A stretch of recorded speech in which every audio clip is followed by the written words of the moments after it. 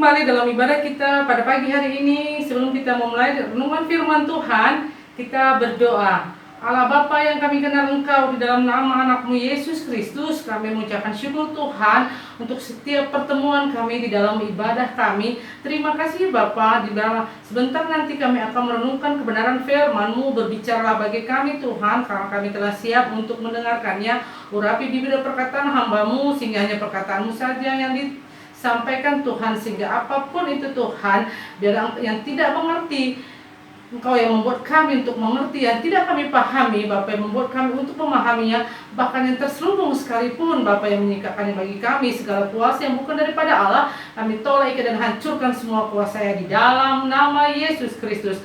Terima kasih Bapa, kita yang telah siap untuk mendengarkan firman Tuhan, sama-sama kita katakan amin. Renungan firman pada hari ini kita akan baca dalam pembacaan kita yang diambil dari 1 Yohanes 5 ayat 4. 1 Yohanes 5 ayat 4 dikatakan, sebab semua yang lahir dari Allah mengalahkan dunia, dan inilah kemenangan yang mengalahkan dunia, iman kita. Nah, inilah pembacaan kita pada pagi hari ini yang kita akan renungkan dengan tema kemenangan bersama Tuhan. Kemenangan bersama Tuhan, ya. Manusia pasti akan mendambakan apa? Kemenangan, ya. Kemenangan itu semuanya pasti diinginkan oleh manusia, ya, karena manusia adalah ingin meraih sesuatu yang dia inginkan, ya. Untuk apa? Untuk dia capai, yaitu adalah sebuah kemenangan, ya. Karena kemenangan itu pasti menimbulkan apa? Menimbulkan rasa senang, ya, bangga kita akan kemenangan kita puas. Bahkan kemenangan itu juga bisa membuat kita beruntung, ya, kita mendapatkan keuntungan di dalam setiap kemenangan kita. Makanya tema yang saya ambil pada pagi hari ini adalah kemenangan bersama dengan Tuhan, ya. Mendapatkan kemenangan adalah salah satu kerinduan, ya, bagi semua orang, ya. Karena di dalam kemenangan itu pasti kita apa? Pasti kita akan mendapatkan pujian, kita dipuji, bahkan kita diberi hadiah, kita menjadi terkenal, ya, kita terkenal, dan orang bisa mengenal kita oleh karena apa? Oleh karena kemenangan yang kita raih, ya. Sebaliknya jika kita kalah, pasti kita timbul apa? Pasti timbul rasa kecewa, ya, kecewa, dan mungkin kita merasa malu, bahkan kita tidak bisa terima, ya, dan kita merasa sakit hati, ya, dan tidak seorang pun siap untuk menghadapi kekalahan, ya. Umumnya orang semua siap untuk menghadapi kemenangan, tapi yang namanya kekalahan orang tidak pernah siap untuk menghadapinya, ya. Semua orang pasti ingin menang, ya. Terutama kita sebagai orang Kristen, orang yang percaya, ya, kita dikatakan adalah umat pemenang, ya, bahkan lebih dari pemenang. Jika Allah ada di pihak kita, dikatakan di dalam Alkitab, siapakah yang akan melawan kita, ya? Berarti kita ingin memperoleh kemenangan, ya. Tetapi dalam kemenangan itu, ya, kita pasti akan bisa meraihnya bersama dengan Tuhan, ya. Tetapi dalam kemenangan itu orang percaya bisa meraihnya dalam bersama dengan Tuhan, ya. Karena ini adalah kemenangan yang dijanjikan oleh Tuhan bagi orang yang percaya kepadanya, ya. Dalam kita Roma 8 ayat 31 dan ayat 37b, tetapi dalam semuanya itu kita lebih daripada pemenang oleh Dia yang telah mengasihi kita. Nah, kita dikatakan di dalam lebih daripada pemenang, ya. Oleh siapa? Oleh Allah itu sendiri yang telah mengasihi kita, ya. Karena Dia memberikan janji kemenangan kepada kita. Nah, janji kemenangan sebagai orang Kristen, ya, kadang kita menafsirkan, ya. Kalau kita membaca ayat firman Tuhan tadi yang saya sampaikan di dalam Roma 8 ayat 3, ya, dikatakan ayat 31 juga dikatakan, 31b dan 37 dikatakan bahwa kita lebih daripada pemenang. Nah, janji kemenangan bagi umat Kristen, ya, kadang-kadang kita menafsirkan kemenangan itu bersifat duniawi saja, ya. Mereka yang percaya asal mereka rajin berdoa, ya. Umumnya orang percaya, ya, kalau merasa rajin berdoa, rajin beribadah, memberikan persembahan, melayani, pastilah Allah akan memberikan kemenangan dalam meraih kekayaan. Nah, itu kadang-kadang kita menafsirkan firman Tuhan ini sama seperti apa yang kita inginkan, ya, bahwa kita akan melayani Tuhan, kita akan memberikan persepuluhan, memberikan mengikuti ibadah ya, memberikan persembahan ya, kita menganggap bahwa apapun yang kita kerjakan harus kita raih dengan kemenangan ya, dan kita pasti akan memperolehnya ya.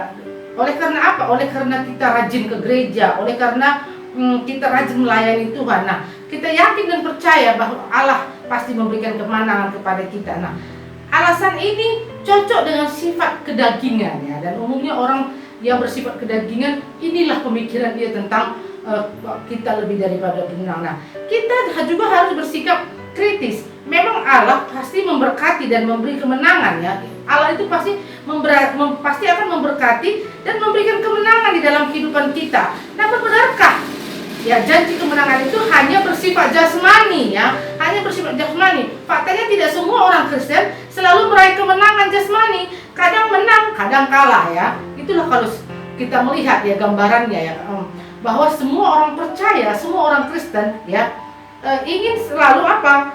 Ingin selalu meraih kemenangan jasmani. Tapi faktanya semua orang Kristen ya kadang menang, kadang kalah di dalam apa? Meraih keinginan-keinginan dunia ini ya. Nah, jika kita kalah, kita kadang mau apa? Kita kadang mau menggugat Tuhan. Tuhan, mana janjimu? Nah, itu kadang-kadang sering kita ungkapkan ya. Kalau kita yang sudah tahu tentang janji Tuhan itu ya. Tuhan, manakah janjimu? Bukankah engkau menjanjikan hidup berkelimpahan? Mengapa bukan kemenangan yang kudapatkan, tapi kekalahan? Ya, kadang-kadang orang Kristen sudah suka menggugat Tuhan ya. Mereka mulai meragukan janji Tuhan ya, yang kalah ya. Orang Kristen yang kalah, mereka mulai apa? Mereka mulai meragukan janji Tuhan di dalam kehidupannya ya. Karena apa? Karena dia pasti ingin selalu meraih kemenangan ya. Kadang kita juga sebagai orang yang percaya ya, saya katakan kita ragu akan janji Tuhan. Bahkan kita yang kurang beriman ya, orang sering juga apa? Menghina kita ataupun mengejek kita ya dengan perkataan kenapa kamu kalah? Kamu itu kan anak Tuhan, kamu itu kan rajin beribadah gitu ya.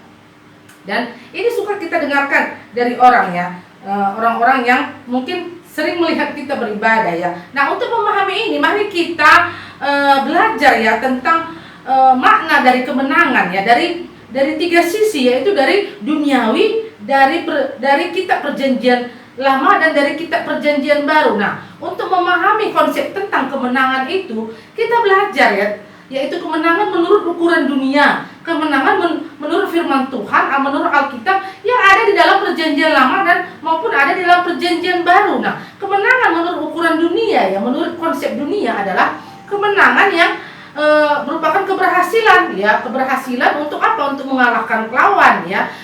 Kemenangan ini bersifat duniawi ya, misalnya seperti apa? Misalnya kita menang judi, menang berkelahi, menang perang, menang di pengadilan, menang persaingan bisnis, ataupun menang merebut kekuasaan. Nah, inilah kemenangan dunia yang tidak bersifat rohani ya, yang tidak bersifat rohani, bersifat kedagingan. Meraih kemenangan dunia itu juga tidak mudah ya, dan tidak segampang yang kita bayangkan ya. Perlu juga kita bersikap profesional di dalam kita meraih kemenangan dunia. Perlu kita apa? Bersikap profesional, di mana kita juga harus bekerja keras ya. Orang kalau pebisnis itu dia pasti bekerja keras ya. Dia harus sungguh-sungguh bekerja, harus belajar ya. Juga harus mempunyai semangat yang tinggi, bahkan juga mempunyai pengorbanan, serius dan pantang menyerah ya. Tekun ya. Orang juga kalau di dalam ingin meraih kemenangan secara dunia juga harus mempunyai ketekunan ya, memiliki strategi ya, dan mampu juga melihat kesempatan. Nah, inilah kemenangan menurut dunia ya. Orang dunia juga harus bersifat profesional di dalam meraih kemenangan ya.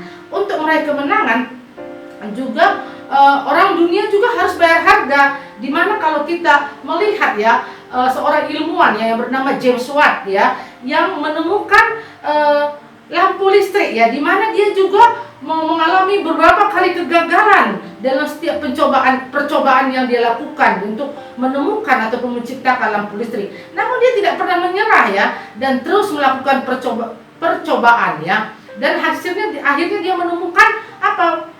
Kemenangan ya, di dalam dia menciptakan lampu listrik ya, akhirnya dia berhasil untuk meraih kemenangan di dalam menciptakan lampu listrik. Nah, berarti perlu perjuangan ya, dan juga harus ada harga yang dibayar. Nah, inilah kemenangan menurut ukuran dunia. Dan bolehkah kita meraih kemenangan di dunia ya? Sebagai orang percaya kita tentu boleh saja ya. Bahkan kita harus menang, sebab orang percaya juga harus orang yang berhasil ya. Asalkan memegang prinsip ajaran Allah, asalkan memegang prinsip firman Tuhan ya. Orang dunia juga boleh meraih kemenangan duniawi ya, asalkan dikatakan kita boleh kita meraihnya ya berdasarkan pimpinan Tuhan, pengajaran firman Allah itu sendiri. Nah, tidak boleh ya melenceng ke kiri dan ke kanan. Nah, itulah firman Tuhan mengatakan kalau kita ingin meraih kemenangan dunia, berarti kemenangan itu juga harus kita raih di bawah pimpinan Tuhan ya. Nah, kemenangan dunia juga tidak terkait hanya sekedar kemenangan kerohanian seseorang. Dalam setiap persaingan, pemenangnya bisa saja orang percaya dan juga bisa bukan ya. Jadi dalam kemenangan dunia ini ya bukan tergantung dari kerohanian seseorang. Bisa saja dalam meraih kemenangan dunia, bisa orang yang percaya ataupun orang Kristen, maupun bisa juga orang yang tidak percaya, orang yang bukan Kristen. Nah, inilah yang perlu kita mengerti ya, kalau kita meraih kemenangan secara dunia ya. Jadi sehebat apapun usaha yang kita dilakukan manusia, tentu ada keterbatasannya ya. Jadi kita perlu ya mengikut sertakan pimpinan Allah, rencana Allah di dalam kita memperoleh kemenangan dunia ini. Nah, kalau kemenangan menurut Alkitab yang ada di dalam Perjanjian Lama adalah kemenangan yang diperoleh oleh umat Israel, di mana umat Israel menang di dalam apa? Di dalam dia untuk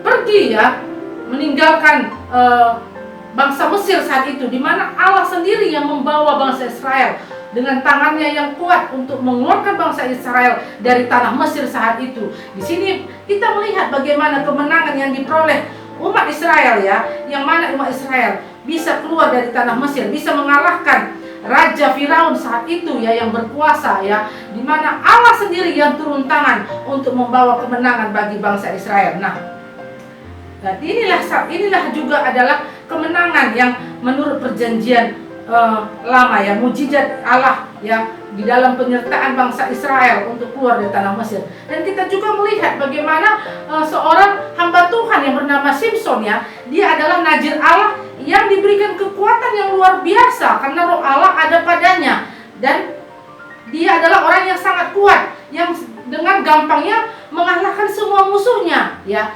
Namun ketika dia memotong rambutnya, roh Allah meninggalkannya, ia lemah dan kalah.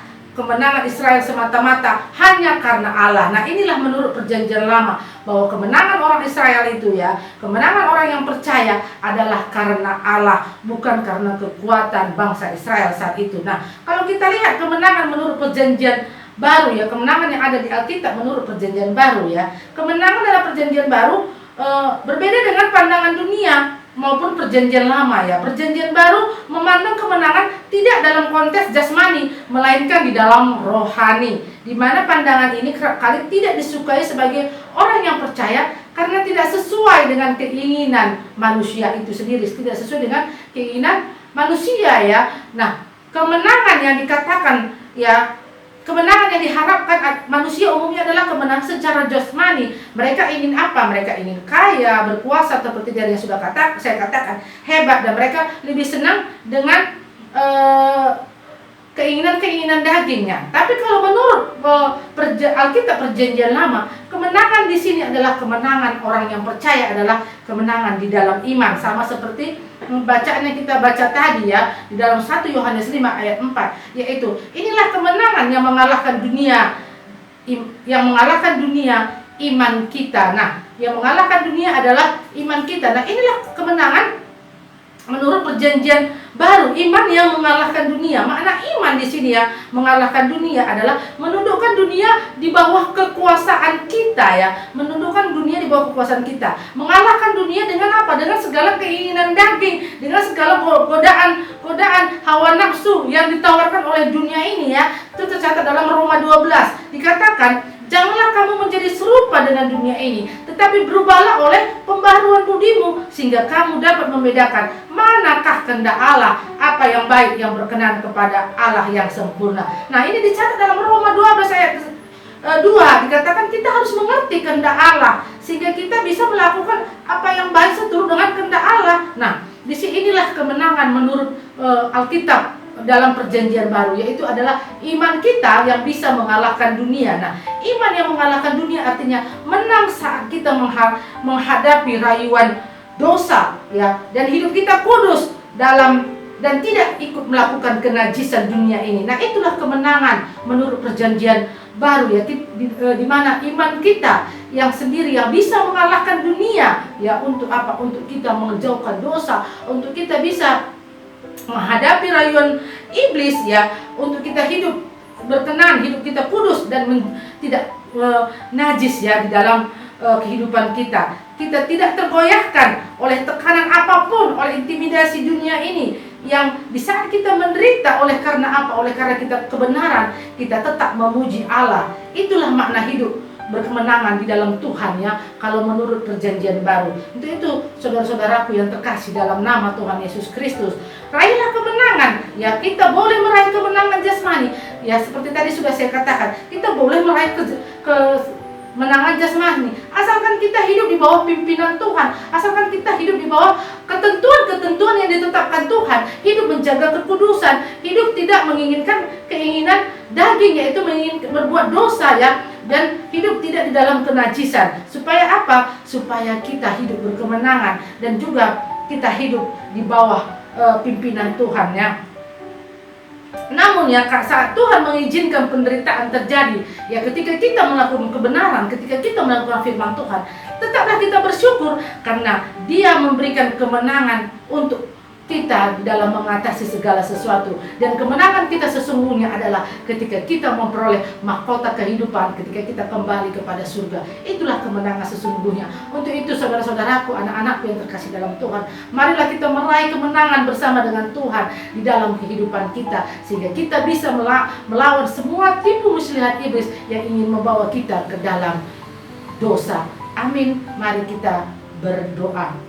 Terima kasih Tuhan untuk firman-Mu yang telah kami renungkan pada hari ini. Kami percaya Bapa, setiap firman-Mu yang telah disampaikan tidak akan pernah kembali dengan sia-sia, tapi firman itu akan bertumbuh bahkan berbuah dalam kehidupan kami untuk dapat kami melakukannya. Berkati anak-anakku dan saudara-saudaraku yang telah mendengarkan kebenaran firman-Mu, sehingga mereka hidup berkemenangan melawan segala tipu muslihat iblis, dan mereka hidup bersama dengan iman yang teguh dan tidak mudah diombang-ambingkan oleh rupa-rupa pengajaran.